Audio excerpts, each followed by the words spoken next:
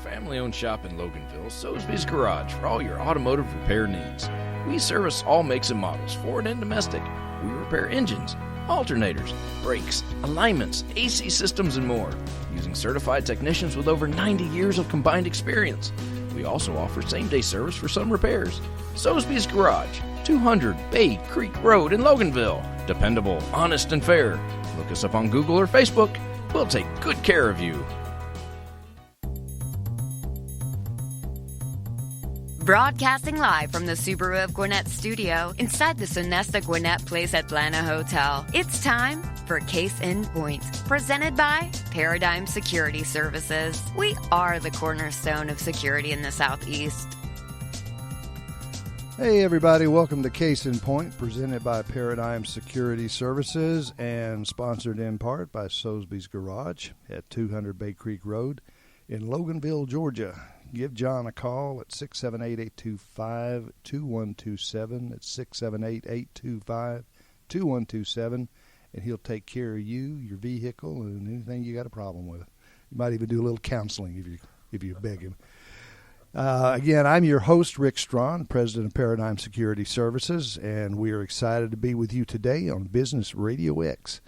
We are coming to you from the Subaru of Gwinnett studio, located in the beautiful Sonesta Gwinnett Place Atlanta Hotel in Duluth, Georgia.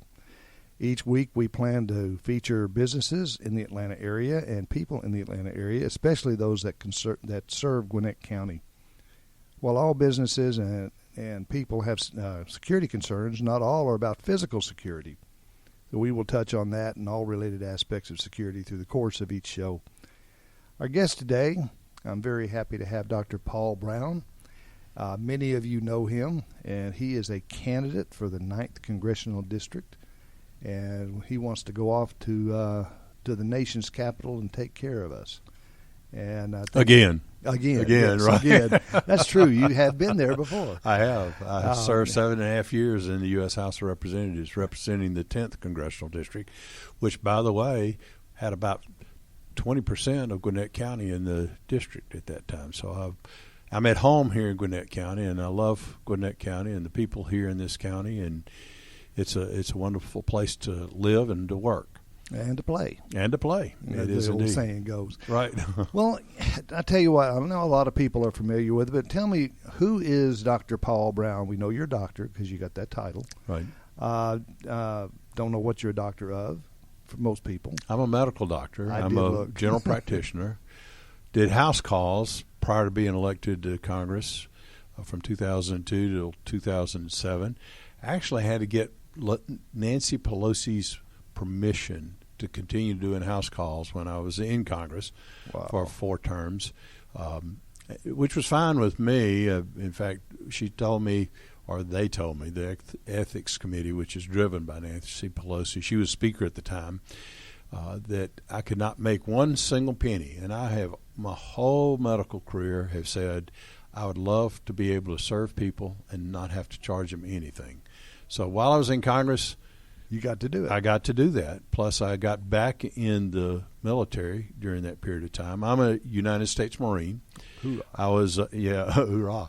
I was an enlisted jet engine mechanic, VMF 351 out here at NAS Atlanta at the time. That was in the, I'm not going to tell you exactly when because I'll tell my age, but anyway. Okay. But I was an enlisted Marine, and then when I was accepted to medical school, I got out of the Marine Reserves into the Navy Reserves and was commissioned, and I was recommissioned back in 2010 because we were involved in a conflict, and Marines want to go whenever you have a conflict. And Absolutely. So I got back in the Navy, in the Reserves, as a medical officer just for one reason, and I wanted to be deployed. I was deployed to Afghanistan in 2012.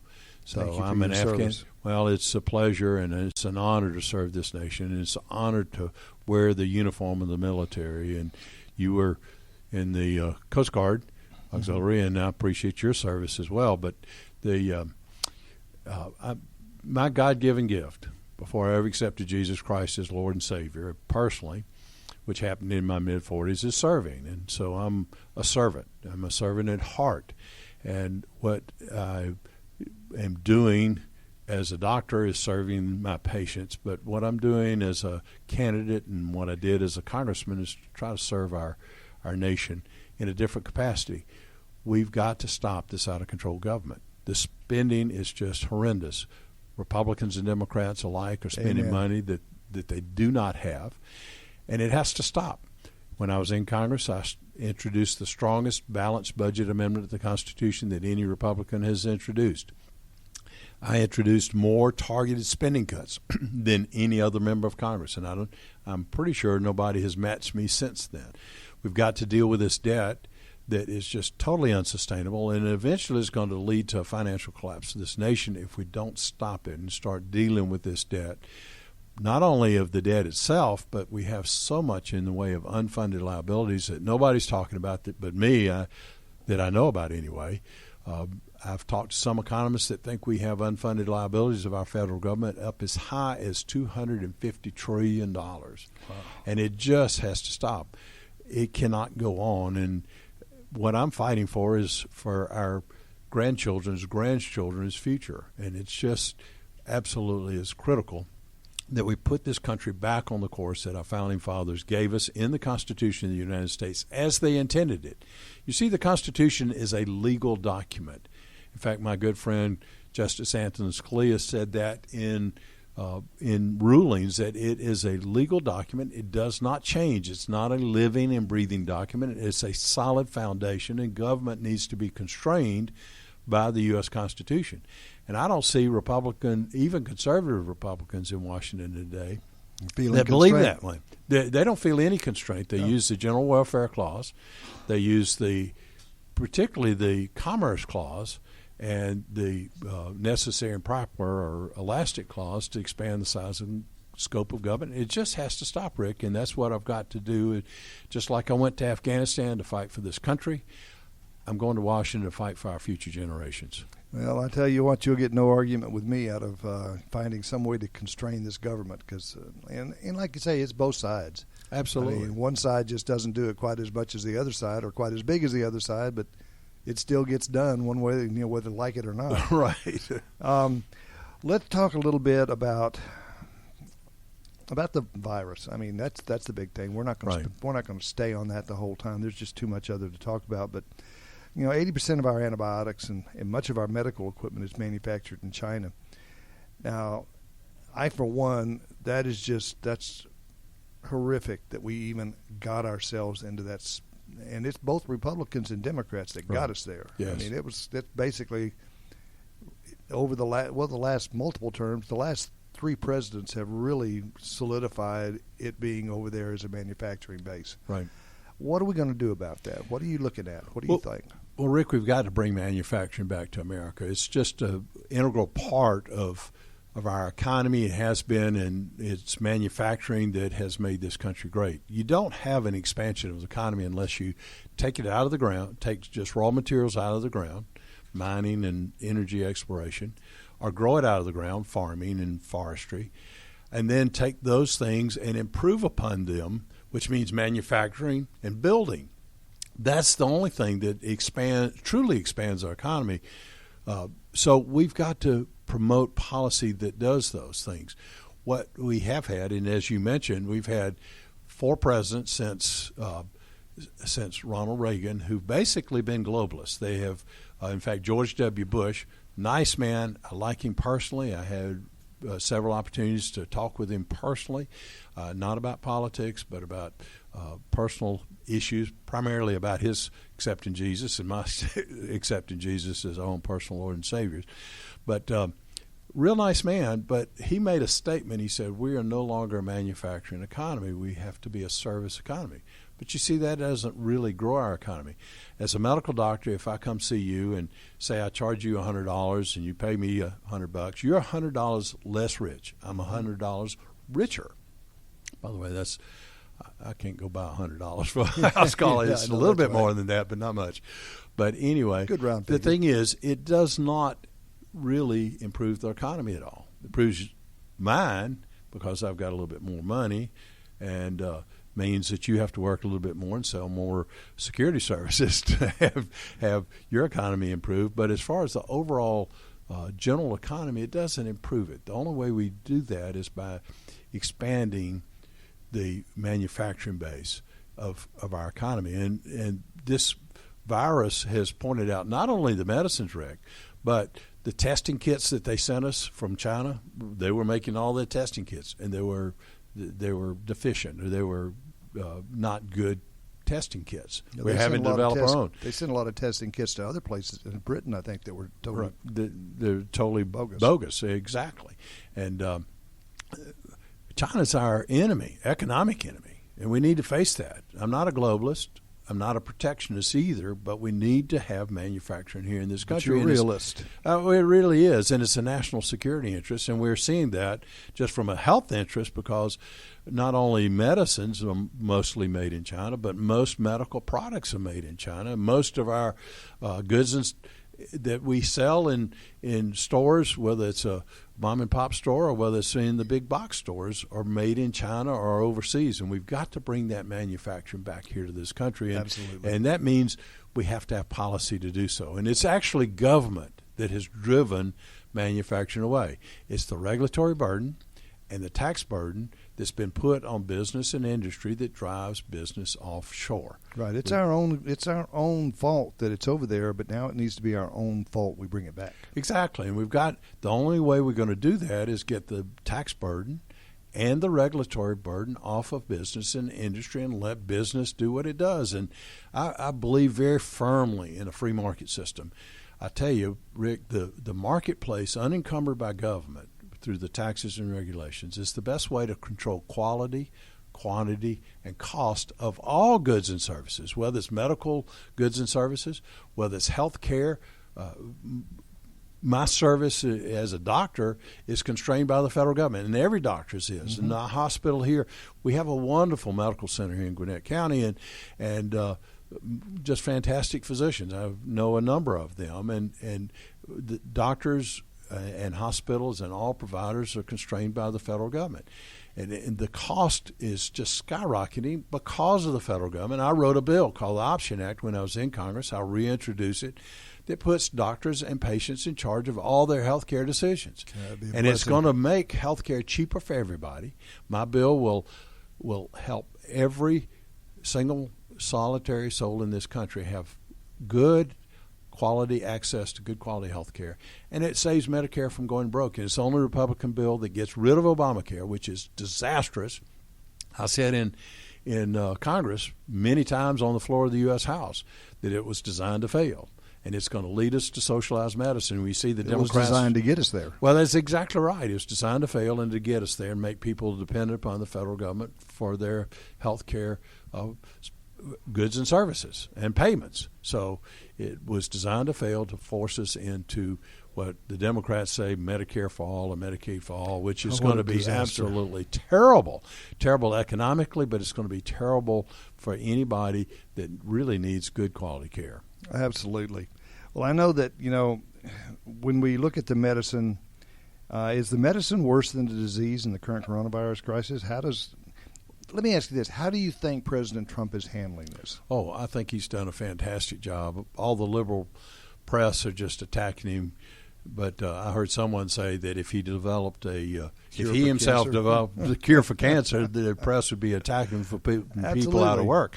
And that's exactly what's going on. He very quickly, in January, stopped the influx of people from China into the United States. He was criticized. Awesome move. Criticized by the press for doing so, criticized by the liberals, even criticized by the globalist Republicans for doing so, but it was absolutely the best thing to do. He's been on top of this. He's tried to have a balance between the economy and what's good healthcare-wise on this virus. And I think he's done just a fantastic job. I'll tell you, Rick, I was talking to a lady just the other day trying to raise some money from her, and she was just criticizing President Trump, and she started saying, well, the Washington Post this and Washington Post this. And I said, ma'am, you need to stop listening to the Washington Post. Broaden your horizons. That's right, exactly right. So, but he's done a great job, and I think the experts, he listens to experts. I've had the opportunity to talk to President Trump one time just me and him and one of my staffers in his office at Trump Tower back years ago. He listens to people. He considers things. He is a very thoughtful, very intelligent individual. Sometimes his rough street fighting tactics that he comes out with, and you've got to realize that's where he's did business. He's a fighter, and I appreciate that. I'm a very ardent supporter of President Trump and his policies. He's done a fantastic job on this issue about the Wuhan flu, as I call it. The Wu flu, as another friend of mine calls it. Well, he catches so much heat about the fact that he tries to remain positive about it, but quite frankly, we know everybody knows what the negatives are about it. We get plenty of that thrown in our face. Absolutely. We know that he's trying to be positive. It's not the positive spin and telling lie. It's just trying to be positive and present that out to the people, which is a good thing. We don't need to constantly hear negative. We know all that crap. Tell us something positive. Well, he talked about that he hoped that the economy would open up by Easter, and now he's been criticized for saying that, and he's backed off that, and hopefully, it was just a hope. Well, it was a hope, and he wasn't guaranteeing it, and he was just throwing that out as a hope and a goal, and hopefully that we're seeing that here in Georgia, the experts are saying we're going to peak about 3 weeks from now, or 3.5 weeks from now, and hopefully that will happen. All of the policies that Governor Kemp has put in place, I applaud what he's done too. Brian Kemp has been a friend of mine since before he ever got into politics. I was involved in politics at the time, fighting for Second Amendment issues. I'm an activist on Second Amendment and pro-life too, and I was involved in those. But I've known Brian Kemp for before he ever ran for public office, and I have to applaud the great job that Governor Kemp has been doing in trying to help protect Georgians, deal with this crisis that we have, economic crisis as well as the public health crisis. He's done a fantastic job in his team house. He's put together a wonderful team, and I have to applaud President Trump for the same thing. Both of them have been just great. And both of them are catch hell for it. But that's right. You can't please everybody all the time. You can't please everybody anytime. But there's some people that you can't please anytime, and you just have to. You have to move through what you believe is the right thing to do, and that's what I've seen in both of those people. They do what they believe is right, and time proves them right. Absolutely, and I'm looking forward to President Trump being reelected in November. I'm looking forward to my getting elected back to the U.S. Congress and going in January back to fight for business and industry. The whole time that I was in Congress, I fought to try to stop this out-of-control government and stop the spending.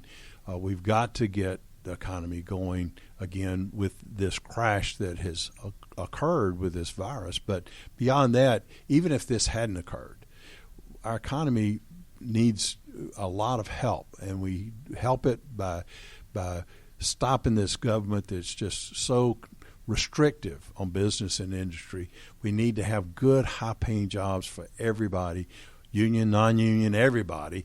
And we do that by bringing manufacturing back, letting technology come to play, getting the government out of the way. Let our American ingenuity take over. Oh, absolutely, Rick. And that's what I fought for and what I'll continue to fight for. Well, you talk about costs. How do we take some of the costs of this health care? What can be done about the health care costs? Pass my option act. That's the best way to do it. And I'll reintroduce it very quickly.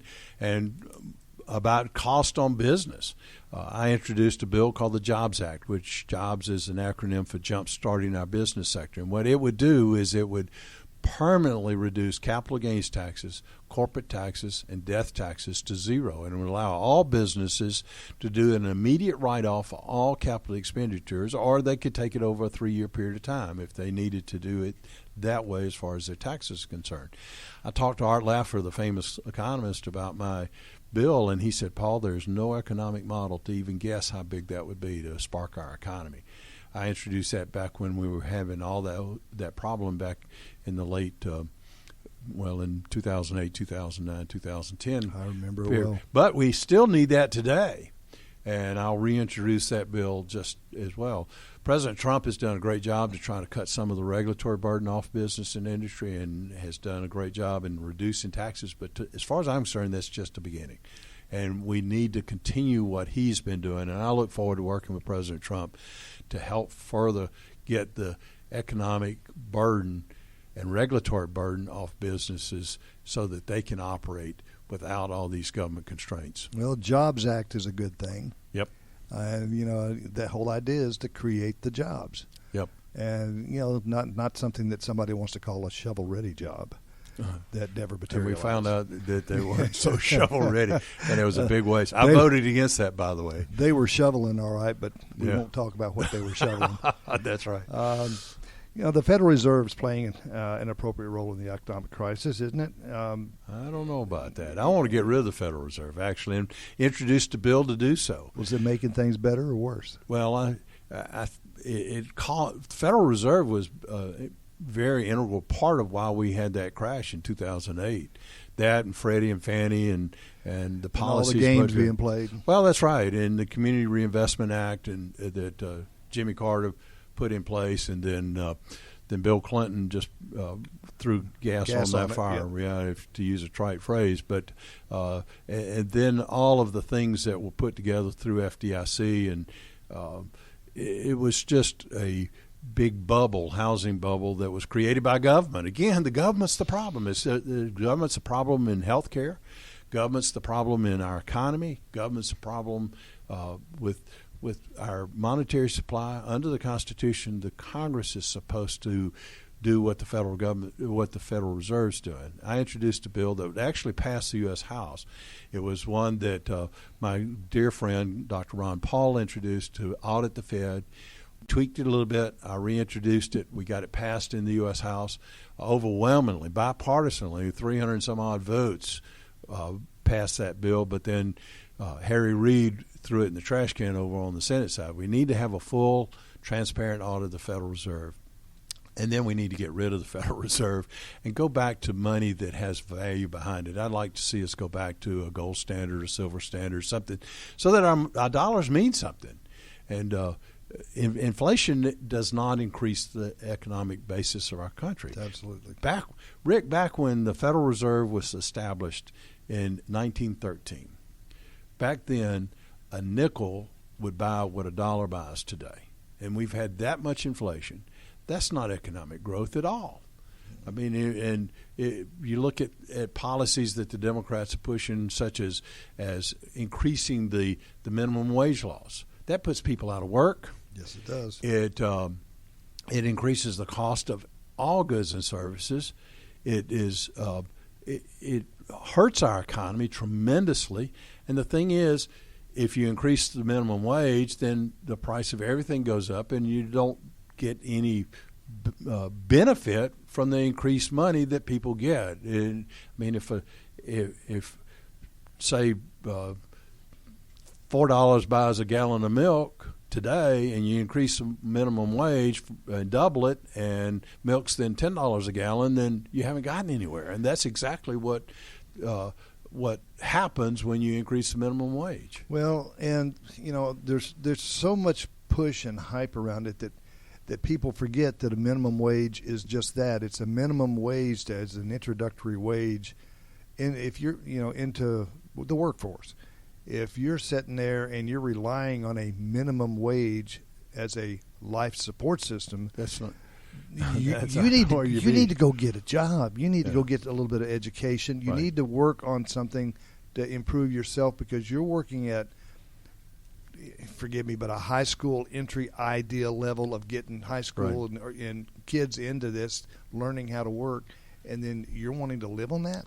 Well, the problem is, what a lot of people don't realize, Rick, is that a lot of union wages are based on minimum wage. Mm-hmm. And so it is inflationary not only for the minimum wage earner, but it's inflationary for all people who are working, and it just increases the cost for everybody. I'm very pro-union, frankly, but what I'm not in favor of is the union violence. I'm not in favor of card check. I'm not in favor of forced unionizations, but if people want to unionize, that's great. In fact, I would like my Option Act to be looked at by the unions because they would benefit, and the union workers, the union membership, would benefit from my Option Act tremendously. And I wish that they would all look at it and embrace it. The thing is, we need to create good, high-paying jobs.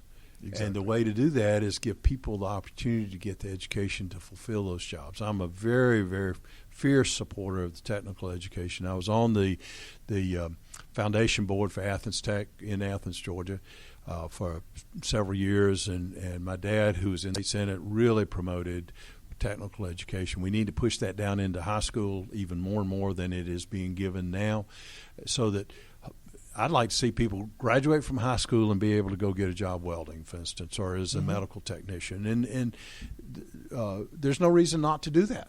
So let's push those technical education skills down into the high school so that they can graduate from high school with a technical education, with an associate's degree in welding or medical assistance or medical technology or whatever, and they can go to work and make a decent living. I know I was talking to a guy that is studying welding right now today, and he's doing MIG and TIG welding, and you're talking about over $100,000 job for somebody with a technical education. And there's a lot of them around. Oh, absolutely, and we need to increase that opportunity for kids all across the board. Well, we have so much to offer here in Gwinnett County, especially because you have a lot of that beginning to work its way into it, Maxwell and a lot of other places. Right. But the whole idea is there's a lot of kids out here that their desire and their abilities that they want to do are not in a 4, 5, 6, 7, 8 years worth of college. True. They love working with their hands. They love putting their mind on what they can create with their hands. Right. And doing something like the technical jobs that you can train for out there, that's right in their road. Right. Yeah. Well, they could be a machinist or a carpenter or a roofer or those types of things. The thing is, Rick, though, we're going to have to get rid of the Department of Education because the Department of Education is impeding our doing those kinds of reforms within the educational system. And I wrote the bill. I wrote a bill that's very difficult to write. It's called the Department of Education Elimination Act. Common Core's got to go. Absolutely. It's got to go. And what it's doing is it's dumbing down our kids.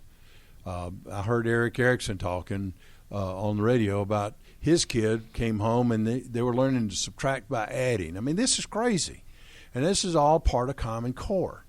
We need to allow parents and teachers to be involved in directing the education of their children. We've got to pay our teachers more. They're not being paid enough today. Let's save that money that we're paying this huge bureaucracy in Washington, D.C. Let's save it here in Georgia and pay our teachers more. Let teachers teach instead of forcing them to comply with all this government regulations. Again, it's too much government. Instead of having to comply with all this government regulation, all this government testing that's mandated by the Department of Education, let's let teachers here in Gwinnett County and all across Georgia teach what they're taught to do when they go to the University of Georgia or any other college to get their degree in teaching. Let's pay them more, and let's get parents back involved in the classroom, back involved in helping to direct the education of children as biblically they're supposed to do. And let's have a good curriculum. Our science, technology, engineering levels are falling worldwide because of government. Let's get rid of the Department of Education. I'll reintroduce my Department of Education Elimination Act very soon after I get back there. So you're saying let's try common sense instead of Common Core. I've never heard somebody say that, but you got that right, brother. You got that right. Well, and that brings you right into it. You mentioned something about spending. How do you reduce the federal spending? Well, I introduced more targeted spending cuts than any member of Congress when I was there, and I don't think anybody has matched what I did when I was there. I got some of those spending cuts actually put into law, but the best way to to do it is start sending power to the states or to the people as the Constitution in the 10th Amendment demands. The 10th Amendment says if a power is not specifically given to the federal government by the Constitution, then those rights are reserved for the states or the people. Mm-hmm. And we were doing things in Washington that the states or the people should be doing. Education is one. Healthcare is another. I want to get rid of the Department of Labor and Department of Commerce. And we can, things such as in the Department of Commerce, the Weather Service, that can be run by the military. FAA can be a freestanding entity in itself. And people ask me, well, Dr. Brown, is the FAA authorized in the Constitution? Absolutely it is, because the Constitution authorizes postal roads. And those, I'm a pilot, and those postal roads in the sky are the things that we fly across.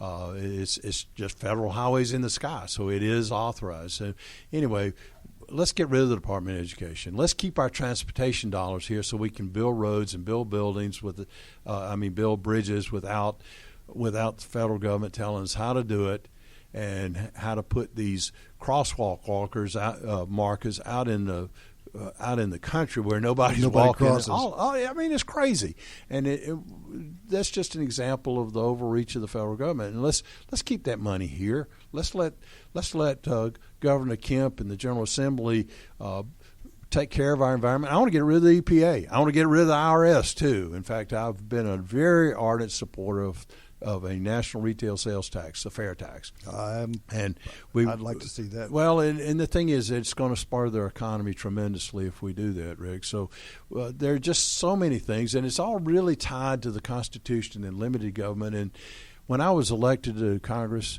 in 2007, there were two of us in the U.S. House, one in the U.S. Senate, that truly believed in the Constitution as our founding fathers intended it. It was me and my dear friend, Dr. Ron Paul, and then my other good friend over in the Senate, Jim DeMint from South Carolina.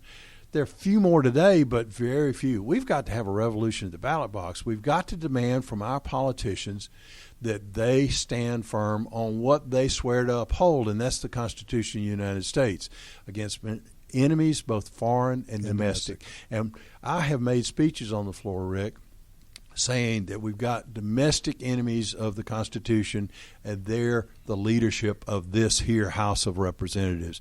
And they're more enemies of the Constitution across the street from the U.S. Capitol, wearing black robes, sitting on the U.S. Supreme Court. They're tyrants that need to be removed, and they're enemies of the Constitution as well, and they've got to go. And the only way that's going to happen is for the American people to understand how far we've gotten away from the principles that made this country great. Our U.S. Constitution, Declaration of Independence, cannot be separated. They're written by men that believed in biblical principles, and those biblical principles give us liberty and freedom and the choice of what religion we will want to participate in. It gives us a freedom of choice of our jobs, freedom of travel, freedom of everything. We've got to return liberty back to the American people, and we're losing it just little bit by little bit by little bit. Well, we could go on with this for hours, but I want to ask you one last question that's important. What does the separation of church and state mean to you? What role should the religion play in public policy discourse? President John Adams was very famously quoted as saying, "Our Constitution's written for a moral and religious people. It's wholly inadequate for the governing of any other." Our Constitution and our Declaration of Independence were written on biblical principles. The separation of church and state, as the courts have been given us and people understand it, are just totally wrong, historically wrong. The term separation of church and state came from a letter that Thomas Jefferson wrote to the Danbury, Connecticut Baptists. They were concerned that the government was going to establish a national denomination. And Thomas Jefferson wrote them back and said that the Constitution prevents that from happening, and used the term a wall of separation. And the courts over and over again were warned, and the American people were over and over again warned by justices of the Supreme Court that if that kept being utilized, that people would think that that was part of the Constitution. It's not. The only constitution it's part of is the Russian Communist Constitution for the Soviet Union. It's not part of our Constitution. I agree with President John Adams. The thing is, what our founding fathers wanted was the Congress not to establish a denomination that's a national denomination. James Madison saw what happened in Virginia when that occurred. The pastors of that denomination just became government bureaucrats. They stopped preaching the gospel. They started trying to suppress other denominations, and they didn't want that. You see, under the Constitution, Article 1, Section 1, Sentence 1 says all legislative authority is vested in the Congress of the United States. Constitutionally, presidents cannot make new law through executive order, and courts cannot make law. They have no authority to do that. The federal judiciary is only constrained to 5 things. The U.S. Congress is only constrained to 18 things that they can pass laws about. Mm-hmm. And I mentioned earlier the Commerce Clause is supposed to be a state limitation to regulate commerce, to be meant to them to make it regular, to make it occur. They just did not want the states putting up a block to commerce across state lines and with foreign commerce. They never, ever, ever intended for the federal government to control commerce like we look at regulate commerce today. That was never their intent, and we've got to get that regulatory burden off commerce so that we can have a strong economy, so people can have good paying jobs. We've got to get government off the back of the American people and return back to those principles that are biblical principles that went into the Constitution. And everybody, even if you're an atheist, even if you're a Muslim or a Hindu or Buddhist, it doesn't matter. Those principles that go into the Constitution and the Declaration of Independence are biblical principles, and people of moral character and moral beliefs need to be involved in government. In fact, Romans 13:1 says God ordained government. And if you read Romans 13:1 through 5, you see that the rulers are supposed to be ministers of righteousness, not ministers of evil like we see what's going on with a lot of court rulings and a lot of what's going on in Washington today. It just has to stop, and the American people need to start standing up and say, no, we're not going to put up with this anymore. Well, I think it would help if people would just stop and think that what it basically amounts to is we have freedom of religion, not from religion. Not from religion. Well, Rick, if you look back in the early 1960s, the U.S. Supreme Court said, God, you're not welcome in America anymore. And we spit in his face. The U.S. Supreme Court actually established secular humanism as the national religion, is what they did. People need to look at what secular humanism is all about, but we're seeing the evil results of that. All these mass shootings are because the blood of those people on the heads and hands of those U.S. Supreme Court justices that said, we're not going to have prayer in school. You can't post the 10 Commandments. You can't have religion being involved in government, et cetera, et cetera. They've created this outpouring of evil we see all across the country. Cops are being killed. They go to investigate a party because of noise, and cops are getting killed. Or State Patrol stops somebody on the side of the road just for speeding and gets killed. Yep. Why? Because of secular humanism, because of the evil that the U.S. Supreme Court created when they established secular humanism as our nation's official religion. And it just has to stop. Well, I tell you, I could go on talking with you for about 2-3 more hours. Is that all? I've got a lot more information than 2 or 3 hours. No, I'm just talking about then we might need a break for lunch, and then we'll come back and we can get on some more. But, I would love to have you back at some point, and we'll continue these conversations because, like you say, there is so much more that can be talked about in what we can do for our nation and the people of our nation. If we just stop, take a breath, try remembering our past for a change and looking at it and moving forward instead of trying to make everybody forget what the past is. Our country is our past. It is our present, and it will make our future. Absolutely. And that's what we've got to remember. So thank you very much for coming on. Well, thank you so much. People can check me out at paulbroun.com. It's PaulBroun.com. My family can't spell, I can't pronounce. I'm not sure which, Rick, but paulbroun.com. They can contribute. They can volunteer. I've got folks from New Hampshire that are going to be making phone calls for me to try to help get people to vote for me in the 9th Congressional District. So, and people all over the country can contribute. So go on paulbroun.com and you can do that. You can check me out. You can look at all the things that we're talking about, and you can contact me at paul@paulbroun.com as well. I'd love being back. Rick, we've got to have that revolution at ballot box. People have to stop voting for people on personality, and by that I mean whether it's gender or skin color or political party or any of the other personality things, and start voting for people on principle. And people need to understand how far we've gotten away from the U.S. Constitution. So I encourage people to read the Constitution and then read what our Founding Fathers said about it. There's a great resource that people can buy in the bookstore. It's called The Federalist Papers in Modern Language. Mary E. Webster is the editor of that. It just explains the Constitution about the legal document that it really is, that it's not a living and breathing document. You'll see that the Commerce Clause is a state limitation, and it was never meant for the federal government to control commerce like it's doing. Our Founding Fathers believed in individual accountability and responsibility. They believed in everybody being treated equally under the law. They believed in a free market system. Those are the things I believe in, and I'm going to fight for the people of the 9th Congressional District, the people of Georgia, and the people of America. That's what I'm all about. I'm a fierce fighter for liberty, and that's exactly what I'll do when the people in the 9th District send me back to Washington. So please pray for me. Will do. Check me out, paulbroun.com, and volunteer and contribute. Or you can find him on Facebook at @PaulBrownGA. That's right. So thanks for that plug. Hey, anytime. Well, listen, thank you for joining us on Case in Point, presented by Paradigm Security Services, and again, sponsored in part by Sotheby's Garage. Go see John, 678-825-2127. Look him up on Google or Facebook, Sotheby's Garage. That's SOESBE''S Garage. Remember, you can join us live every Wednesday at 11:30 in the morning, or you can listen to our show anytime you want by going to businessradiox.com, clicking on the Gwinnett Studio, and then, of course, click on Case in Point.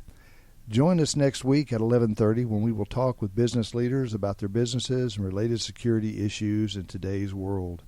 Thanks again to my guest, Paul Broun, Dr. Paul Broun, and for our producer, Mike, and then for Amanda back in the background. I am Rick Strawn, and remember, at Paradigm Security Services, we cover more than just your assets.